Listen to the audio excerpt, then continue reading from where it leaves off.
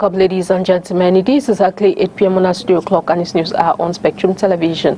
Breaking news tonight, November 1, 2024. Cameroon's political capital, Yaoundé, has been the epicenter of energy discussions as it hosted the 46th session of the Council of Ministers for the Organization of African Oil Producers. Chaired by the Prime Minister, head of government, this pivotal meeting evaluated Cameroon's contributions to the organization and chartered a course for future support, as the gathering underscored a collective commitment to enhancing Africa's oil sector, fostering collaboration and positioning member nations for greater influence in global energy markets. Also in this newscast, sports football. Football fans in Cameroon are in for an exhilarating November as Fecafoot unveils its calendar for the upcoming Super Cup matches. Expect thrilling showdown including the highly anticipated qualifiers featuring the indomitable Lions. This stories in full and more will be brought to you right ahead. Good evening, ladies. Good evening, gentlemen. You're watching the 8 p.m. Bilingual Primetime Newscast on Spectrum Television. I will dive straight into the full stories on tonight's edition. And it is in the French language with Leila Renkanzo. Bonsoir. Bonsoir à vous, Christelle Assec. Mesdames, bonsoir. Monsieur, bonsoir. Et merci d'être avec nous. Il est 20h sur les antennes de Spectrum Télévision. C'est le journal. Le Premier ministre, chef du gouvernement, Joseph John Gouté, représentant le chef de l'État camerounais, a présidé ce jour à Yaoundé les travaux de la 46e session du Conseil des ministres de l'Organisation des producteurs africains de pétrole. C'était également l'occasion de faire le point sur la participation du Cameroun dans cette organisation. Olivier Bouzique. Les représentants des 18 pays de la peau sont présents à ces travaux présidés par le Premier ministre qui représente le chef de l'État camerounais. En une semaine, les pays africains ont défini les grands axes de la politique continentale pour tirer de meilleurs bénéfices des ressources naturelles. Joseph Diongouti a réitéré à ces pays africains la volonté du Cameroun de renforcer sa participation pour la réalisation des projets de la peau. La 46e session du Conseil des ministres de la peau intervient dans un contexte particulier, marqué d'une part par les exigences environnementales prônant le développement d'autres sources d'énergie et d'autre part par la volonté de nos États de trouver des solutions endogènes pour vaincre la pauvreté et promouvoir le bien-être de nos populations. Il est constant que l'une des solutions endogènes se trouve dans la bonne exploitation des ressources naturelles de nos pays, dans l'optique de faire face à la pauvreté énergétique dans laquelle se trouve notre continent. Il convient donc d'en appeler à l'innovation et à l'imagination créatrice des compagnies pétrolières et gazières pour limiter autant que faire se peut les effets néfastes de leurs activités sur l'environnement. Le secrétaire général de la peau a remercié le pays hôte pour la qualité des travaux et s'est réjoui des avancées opérées dans la mise en œuvre des ambitions des pays africains pour réduire le déficit en énergie et financer les projets pétroliers et gaziers des pays du continent. L'Afrique ne peut pas se permettre de ne pas avoir la Banque africaine de l'énergie créée dans les prochains mois. Le train de la transition énergétique est en marche et n'attendra pas l'Afrique. Nous devons être prêts. Nous ne devons pas être pris au dépourvu. Le secrétariat s'est lancé dans une grande campagne de levée de fonds afin de réunir la somme nécessaire pour que la banque soit opérationnelle avant la fin du premier trimestre 2025. Je lance donc un appel à tous les Africains et pas seulement aux membres de la peau pour qu'ils envisagent sérieusement de devenir membres de cette banque nouvelle, une véritable innovation. Cette 46e session du Conseil des ministres de l'Organisation des producteurs de pétrole africain s'est achevée par des travaux à huis clos et un gala de clôture en l'honneur des invités du Cameroun. Et dans la capitale économique du Cameroun, les conducteurs de mototaxis sont en colère. La raison, leur identification par la mairie de la ville en collaboration avec une entreprise de téléphonie mobile. Selon ces derniers, non seulement ils n'ont pas été associés au process. Entendez, les contours de l'opération, mais aussi et surtout leur identification est conditionnée par l'achat d'une puce chez cet opérateur de téléphonie mobile. Au cours d'une conférence de presse, ils ont lancé un appel à Paul Biya. Ils demandent en effet au chef de l'État d'agir. Inès Pangan. L'identification des conducteurs de mototaxi, une mesure prescrite par la loi et qui devrait être menée par les autorités administratives en collaboration avec les syndicats. Sauf que, dans la ville de Douala, la corporation dit ne pas être impliquée dans cette opération. Elle dénonce le fait que les chasubles portent des éléments publicitaires d'une entreprise de téléphonie mobile et que la reconnaissance du mototaximan se fasse après l'achat d'une puce du dit opérateur. Derrière cette tenue est caché un commerce, et c'est le commerce là que nous refusons, la publicité que nous refusons. Mais si c'est un don qui respecte le canevas des lois de notre pays, nous acceptons. Alors le syndicat a toujours fait quelque chose. Nous nous étions identifiés par nos propres tenues que nos membres arboraient. Que le consommateur est appelé à faire peut-être une publicité, il doit être payé dans les normes. Il doit être payé et ça doit être consensuel. Violation de la loi et exploitation à des fins commerciales des mototaximens, des arrondissements de Douala qui seraient pilotés par le maire de la ville selon les responsables de syndicats et d'associations. Et déjà, le 1er octobre, nous avons saisi le MINAT qui est le garant de la sécurité. Jusqu'à aujourd'hui, elle est restée lettre morte. Et le 16 octobre, nous avons saisi le Premier ministre, chef du gouvernement. Tout le monde est resté. C'est comme si nous sommes abandonnés. C'est pour ça que nous demandons déjà au président de la République d'intervenir, de venir nous sauver. Parce que à la lutte qu'on est en train de voir, c'est que les gens veulent même chasser le père et je ne sais pas, et il veut que ça passe par les mototaximans. L'intervention des autorités administratives est souhaitée. C'est l'essentiel d'un point de presse conjoint des présidents nationaux des syndicats des conducteurs de mototaxi du Cameroun et d'associations des consommateurs. Et que mangent nos enfants? À quel moment devons-nous leur apprendre à avoir une bonne hygiène de vie? Parce que vous le savez, mieux manger, c'est mieux grandir. C'est d'ailleurs le thème du salon sur la nutrition qui se tient jusqu'au 3 novembre prochain dans la capitale politique du Cameroun. Et vous l'avez compris, pour cette deuxième édition, l'attention est portée sur nos enfants. Inès Pangan, on reste avec vous. Impliquer les enfants dans le processus d'adoption d'une bonne hygiène alimentaire, c'est l'option choisie par des nutritionnistes. Changer les mentalités des plus jeunes pour avoir une influence positive sur leur avenir. Cette année, nous sommes appesantis en fait sur les enfants qui sont notre cible. Pourquoi? Parce qu'en fait, les enfants, c'est le fer de lance de la nation, c'est le Cameroun. Et pour avoir un Cameroun en bonne santé, un Cameroun prospère, il nous faut avoir des jeunes qui savent s'alimenter correctement. Le concept au centre de cette volonté, c'est le salon de la nutrition. Mieux manger pour mieux grandir, thème de sa deuxième édition.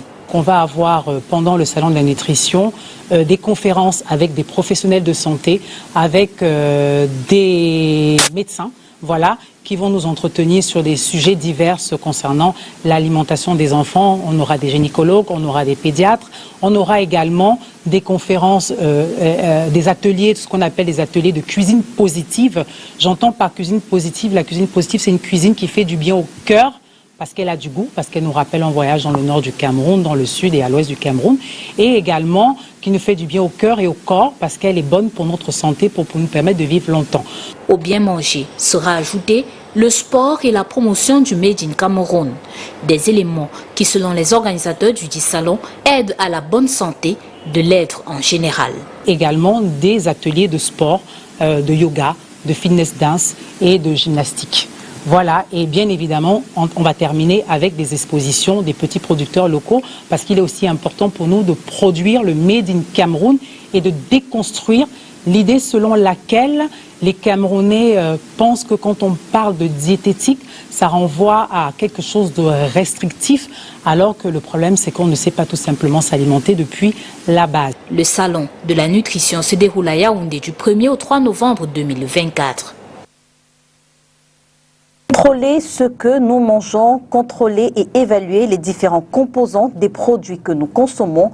Je vous propose d'écouter Fabrice Siemeni, il est nutritionniste.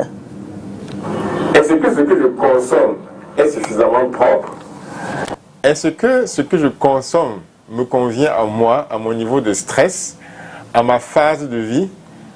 Est-ce que si je suis un enfant, une femme en âge de procréer, un chef d'entreprise qui digère 10 entreprises et qui a un niveau de stress élevé, ou bien une personne de 3e âge à 85 ans qui vit en phase de retraite et qui a besoin d'une alimentation spécifique pour être en bonne santé?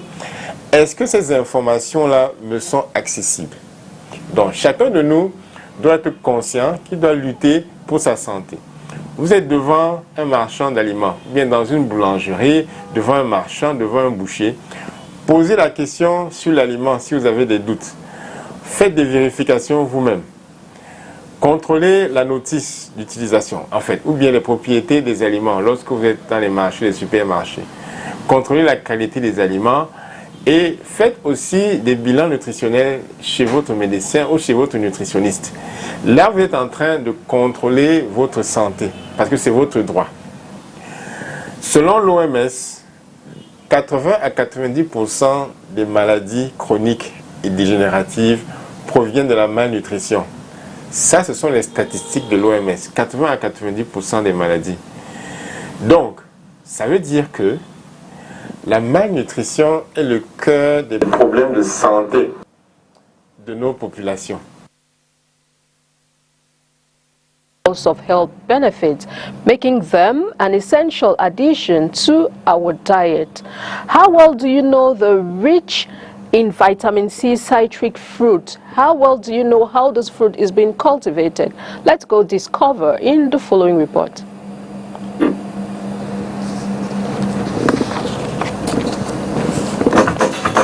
Lemon, a pale yellow oval citrus fruit with thick skin and fragrant acidic juice, is a fruit present in most households as it serves for medical needs and even cosmetics. How do we get these fruits?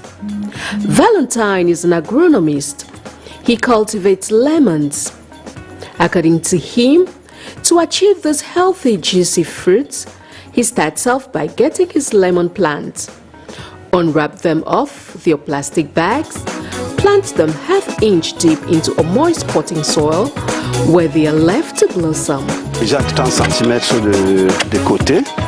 Bon, maintenant, le plant est prêt à mettre en terre. Voilà, j'enlève mon plastique. Là, je cherche seulement le plastique. Et maintenant, la plante, je la mets juste au milieu du trou. Voilà, au milieu du trou. Maintenant, j'ai un flou.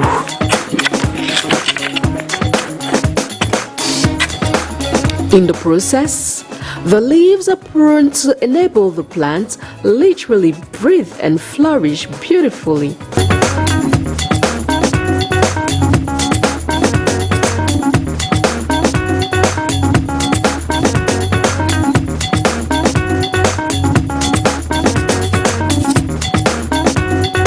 In the space of 18 months, the plant starts bearing fruits, after which these fruits are harvested for local consumption.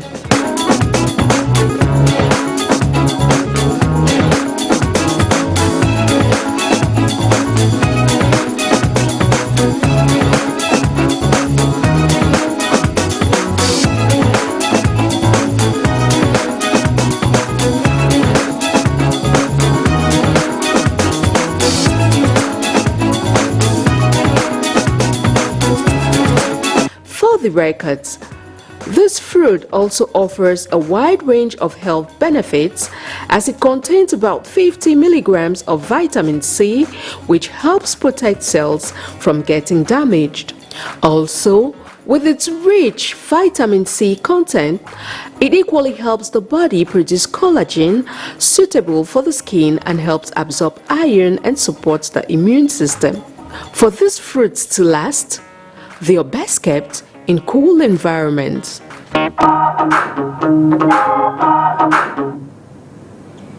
Faisons à présent le round-up de l'actualité africaine avec VOA.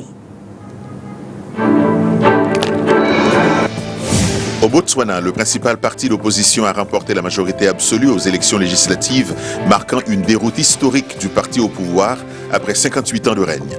L'UDC va élire à la présidence son candidat Douma Boko. Le président sortant, Mogwetsi Masisi, a reconnu sa défaite. Au Kenya, le nouveau vice-président Abraham Kithure Kindiki, qui était ministre de l'Intérieur depuis 2 ans, a prêté serment ce vendredi. Le précédent vice-président, Rigathi Gachagua, a été destitué. À Maurice, le gouvernement a ordonné de suspendre l'accès aux réseaux sociaux jusqu'à la fin des élections législatives le 11 novembre, sur fond de fuite d'écoute téléphonique. Au Mali, le responsable d'un syndicat des surveillants de prison a été inculpé mercredi pour atteinte au crédit et à la sûreté de l'État et incarcéré. Le commandant Daouda Konaté était porté disparu depuis 1 semaine. Still on our international page, US and EU officials are urging an investigation into Georgia's recent elections, where the pro-Russian Georgian Dream Party won a controversial 4th term. The rest of the story with our Voice of America partners. As Georgian citizens took the streets of Tbilisi to protest what they say was a fraudulent elections, Hungarian Prime Minister Viktor Orban arrived to congratulate Georgia's ruling party, Georgian Dream, for its election victory. I congratulate the Prime Minister on his election victory. I see that nobody dares to question that this election was a free and democratic choice. But Georgian President Salome Zurabishvili has backed those calling the results totally falsified. The US and EU both expressed concerns over voting irregularities, and some international observers are calling for an investigation. Experts here say that they are not surprised by Orban's public show of support for Georgian Dream. Both tend to be authoritarian in the way they try to govern, and I don't think it's a surprise that they try to reinforce each other's positions. When Russia invaded Ukraine in 2022, Orban was criticized by the EU and NATO members for his determination to remain friendly with Russia, something Georgia's ruling party has done as well. It's just a marriage of convenience between two autocrats. One of them is leading, which gives Ivanishvili and his Georgian Dream Party some lessons how to control civil society, how to establish basically what political scientists calling competitive authoritarianism. The most important point of convergence between Georgian Dream and Viktor Orban is their common commitment to a post-American Europe and a post-American world. Georgian Dream obviously is Russia's 5th column in Georgia, and Viktor Orban has been doing the same. Georgian Dream has reassured voters the party is committed to joining the EU. But Brussels has put the process on hold since the party adopted a foreign influence law very similar to Russia's foreign agent law, designed to stifle freedom of speech. Hungary is already part of this security and political umbrella of NATO, North Atlantic Treaty and the European Union. So it's much more dangerous for Georgian society, this kind of tendencies, than it is to Hungarian society.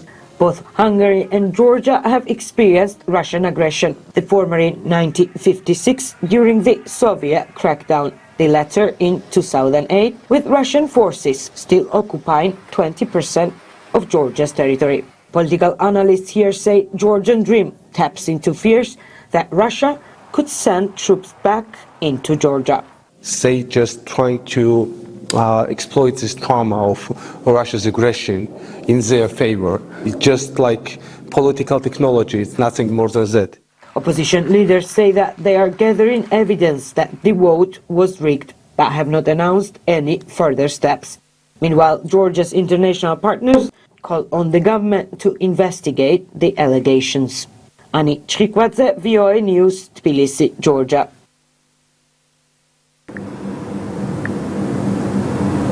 And in sports football fans in Cameroon are in for an exhilarating November as Fecafoot unveils its calendar for the upcoming Super Cup matches.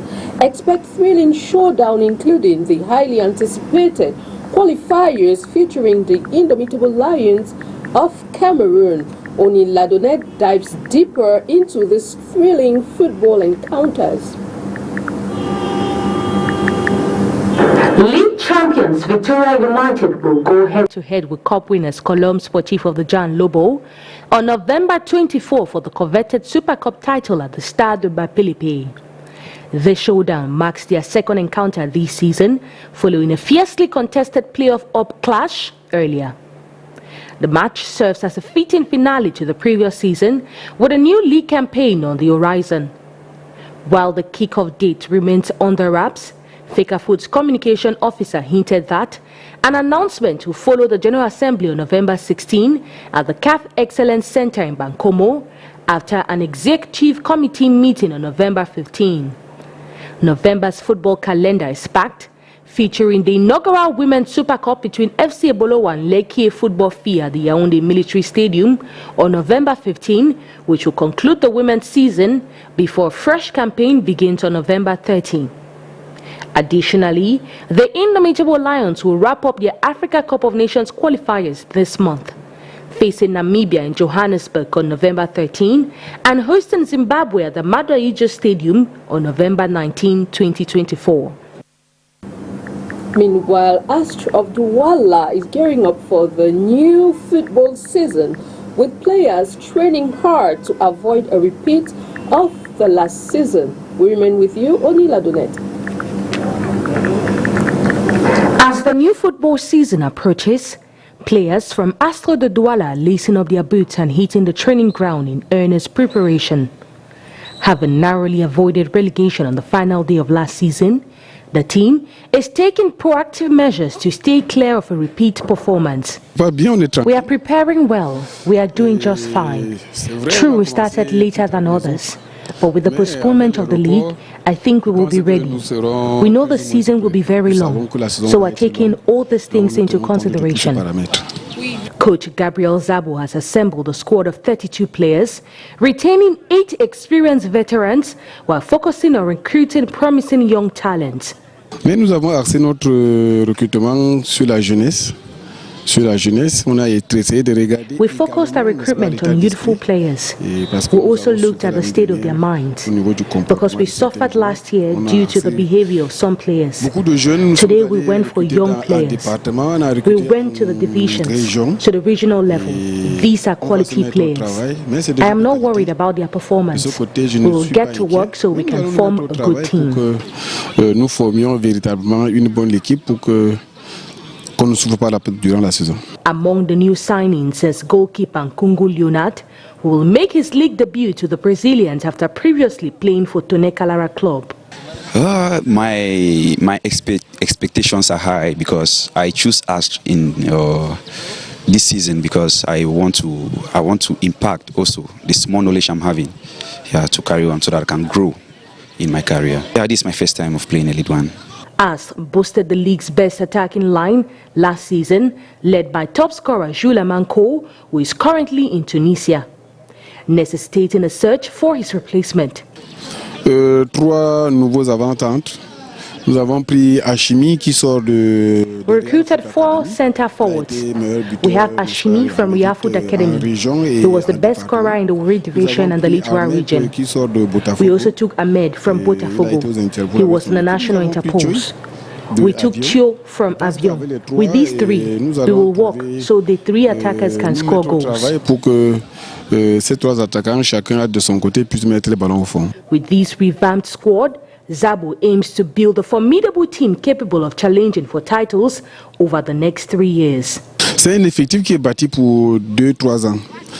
It's a team built for the next 2 to 3 years. That's if we have the opportunity to retain them. I believe it's in the second or the third year that the group will be very dangerous.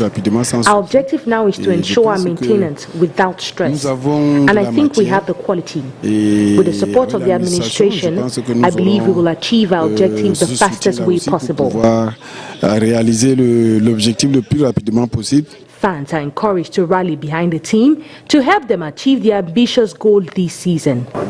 And that report by Oni Ladonet puts an end on tonight's news edition. Thanks for being with us. Do enjoy the rest of your evening in company of very interesting programs on your TV, STV. Good night. Good night to you, Leila. Bonsoir à vous, Christelle Assec. Mesdames et messieurs, merci de nous avoir suivis. On se retrouve dès demain, 20h, sur les antennes de Spectrum Télévision. Si, bien sûr, Dieu le veut. Bonsoir.